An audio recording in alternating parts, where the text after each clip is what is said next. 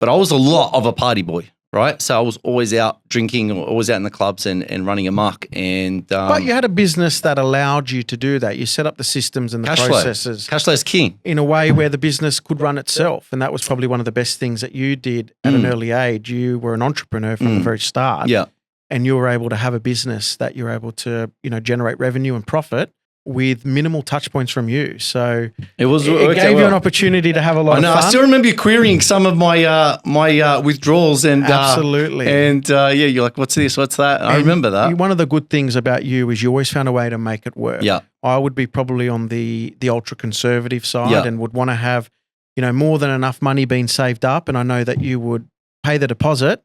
And when it comes to settlement, you would find a way to pay the difference from a lending perspective. And quite often I know that you would, be chatting with brokers and they would tell you that the loan can't be done. And you would say that's not good enough. And you would find someone to get that loan done. I'd always find a way. And I think that was the key to me, having that amazing year where I bought the 14 properties in 12 months was because I would do things that were beyond what a regular person would do. Like my risk profile was I was comfortable with risk. It was, but anyone who's listening, I'm actually going to say I can verify that you did buy 14 properties in 1 year. Oh, thank you. So it's not just me talking. I was doing the accounting for that. I remember having to chase you for loan contracts and settlement statements, and I was baffled at how much LMI that you paid. Yes, LMI is so important for those properties. So I can verify you did buy 14 properties in 1 year at that stage. Thank you, sir. I appreciate that. And there was a lot of LMI. I don't know if you remember this, but I actually bought properties on credit card as well. You did. I remember you used to withdraw money from the credit card, and I used to complain and whinge why you would see fit paying 21% interest, and you say, Jeremy, that is all part of the transaction. Yeah. Because if I don't get into this particular property and renovate it and do what I need to do, there's $100,000 I'm missing out on. So Jeremy, you look at the $4,000 worth of interest I've got to pay. I look at the $100,000 I'm missing out on if I don't purchase this property. Yes. And that really shaped me because at that stage I was very early in my portfolio.